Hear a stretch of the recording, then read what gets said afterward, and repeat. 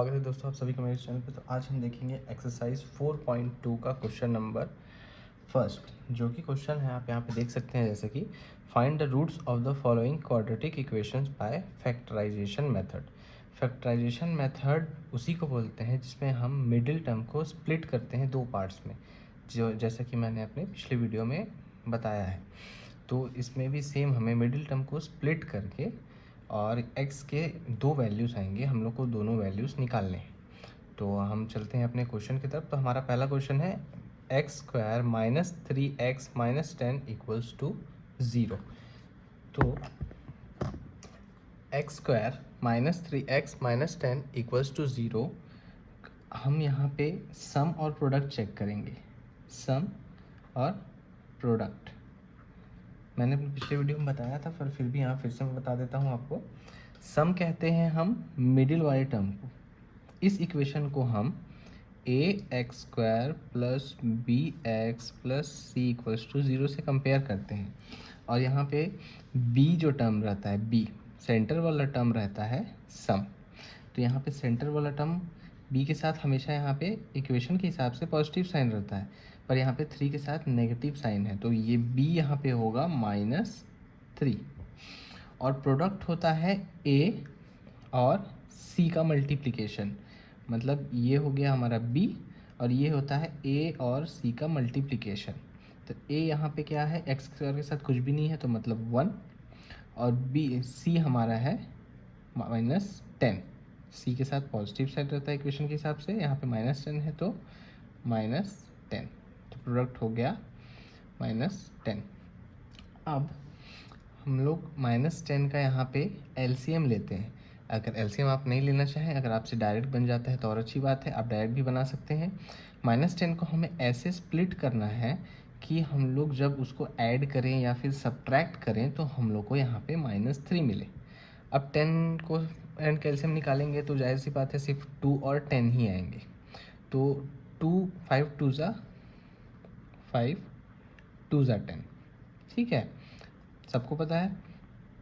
अब हम लोग को यहीं से डायरेक्ट मिल जा रहा है कि 5 - 2 करेंगे तो 3 आ जाएगा, पर हमें लाना है -3। तो -3 लाने के लिए हमको बड़े नंबर के साथ माइनस साइन लगाना होगा। तो हम -3 को ऐसे लिख सकते हैं, x square minus 5x plus 2x minus 10 equals to 0। ये हमारा था -3। -3 आ जाएगा, -5x प्लस 2 करने पे -3 जाहिर सी बात है आ जाएगा। तो इसे हम अब ऐसे कर सकते हैं यहाँ, और यहाँ से हमें x कॉमन मिल जाएगा। x कॉमन ले लेंगे तो बचेगा क्या, x माइनस 5। यहाँ से क्या कॉमन निकल रहा है, 2 कॉमन निकल रहा है, तो +2 कॉमन ले लेते हैं। तो यहाँ ही बचेगा x माइनस 2, 10 से कॉमन निकालेंगे तो बचेगा 5। अब देखिए ये टर्म और ये टर्म हमारा हमेशा सेम आता है। अब हम इसमें से x माइनस 5 के वाले टर्म को दोनों में से कॉमन ले लेंगे। x माइनस 5 वाले टर्म को कॉमन ले लिए तो बचेगा हमारे पास x प्लस 2, यहाँ से x यहाँ से 2 इक्वल्स टू 0। अब इससे हमें x के दो वैल्यू मिल जाएंगे, x माइनस 5 इक्वल्स टू 0 और x प्लस 2 इक्वल्स टू 0।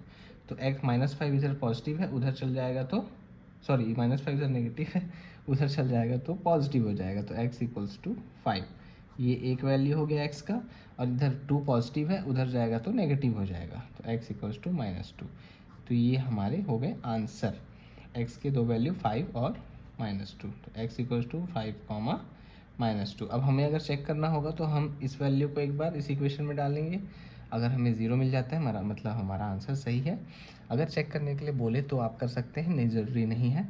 और -2 को भी इस इक्वेशन में डालेंगे तो 0 मिल जाएगा हमें। एक चेक कर लेते हैं, हम 5 को इस इक्वेशन में डालते हैं x की जगह पे, तो यहाँ हो जाएगा 5 का स्क्वायर -3 इंटू 5 -10, 5 5 ज़ा 25, 3 5 ज़ा 15, -15 -10, 25 -15 -10 होगा हमारा 0, मतलब हमारा आंसर जो है वो सही है।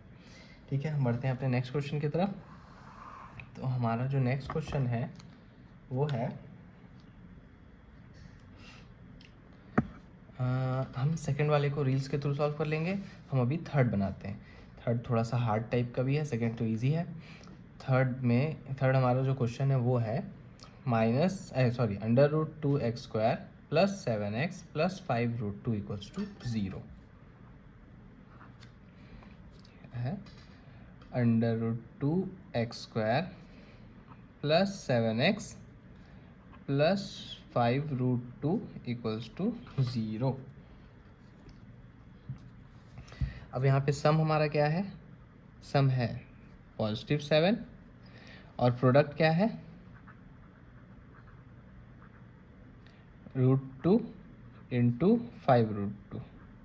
तो √2 × √2 हो जाता है 5 × √2², मतलब कि 5 × 2, 5 2 = 10। √2² था तो रूट हट जाएगा, ये हमारा 10 हो गया। अब 10 को हमें ऐसे लिखना है कि हमारा सेंटर वाला टर्म 7 आ जाए।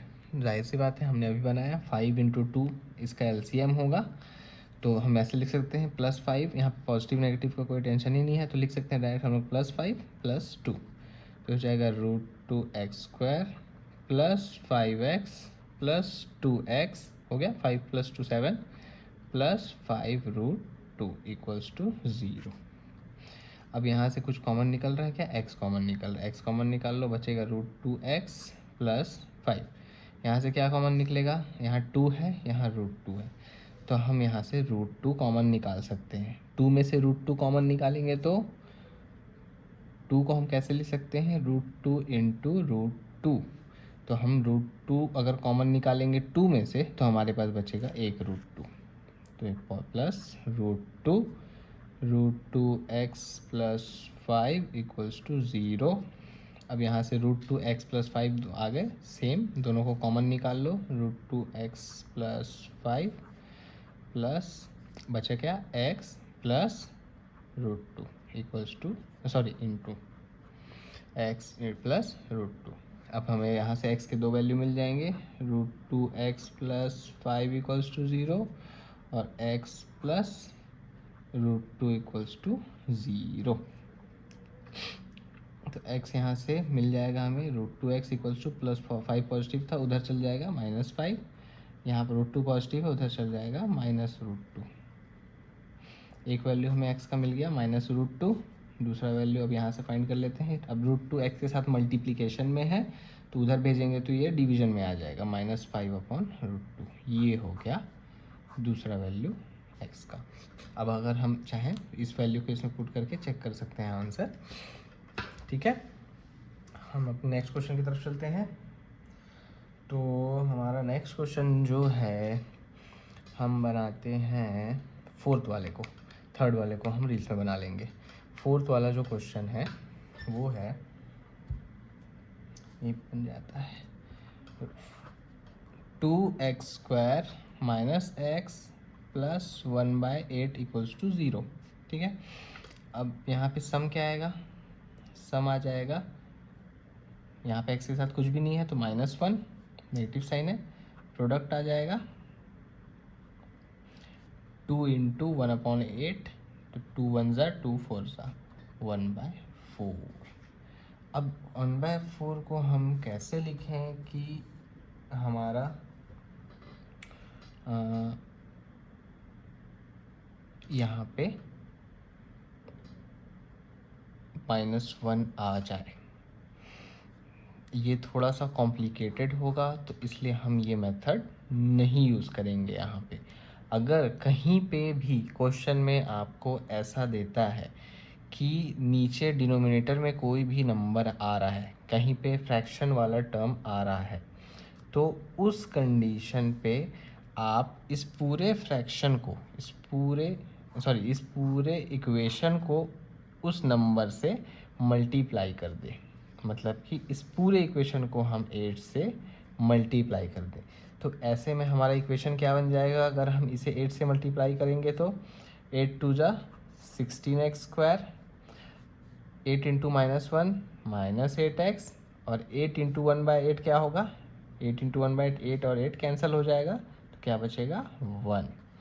ये हो जाएगा हमारा एक्चुअल इक्वेशन। अगर कहीं पे भी ऐसा आता है आपको कि फ्रैक्शन वाला टर्म आ रहा है, तो उसे 8 से मतलब जहाँ पे जो फ्रैक्शन वाला टर्म जो डिनोमिनेटर है, डिनोमिनेटर से उस पूरे इक्वेशन को मल्टीप्लाई कर दो। हम इसे आगे सॉल्व करते हैं। हमारा जो इक्वेशन वाला टर्म है 16x² minus 8x plus 1 equals to 0। अब हमारा सम क्या आएगा? यहाँ पे सम हमारा आएगा -8, प्रोडक्ट क्या आएगा? प्रोडक्ट आ जाएगा 16 इंटू 1 तो 16। अब हम 16 को कैसे लिख सकते हैं कि हमारा यहाँ पे सेंटर वाला टर्म 8 आ जाए। अगर 16 का हम एलसीएम निकालते हैं तो आएगा 2 8 ज़ा 16, 2 4 ज़ा 8, 2 2 ज़ा 4, 2 1 ज़ा 2। अब यहाँ पे हमें 2 2 2 2 मिल रहे हैं। अगर हम लिखते हैं 2 2 ज़ा 4, 4 2 ज़ा 8, 8 और 2, तो 8 और 2 नहीं हो सकता, पॉसिबल ही नहीं है। हाँ, अगर 2 2 ज़ा 4 और 2 2 ज़ा 4 लिखते हैं, मतलब 4 4 ज़ा 16, तो हमारा सेंटर में 8 आ जाएगा। बस हमें करना ये है कि दोनों 4 के साथ माइनस साइन लगाना पड़ेगा, क्योंकि यहाँ पे माइनस साइन है।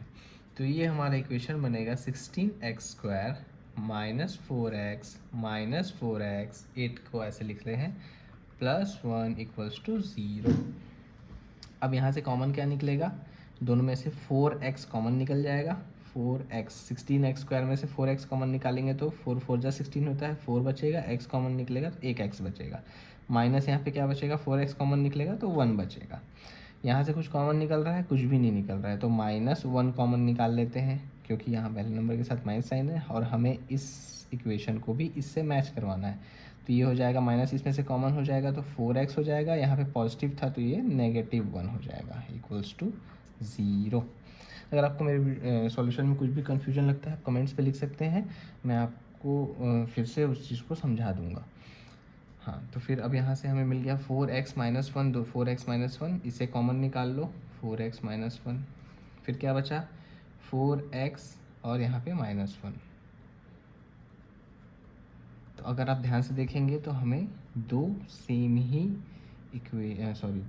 x के वैल्यू मिलने वाले हैं, तो हम एक ही को निकाल लेते हैं, उसी से हमें दोनों मिल जाएंगे।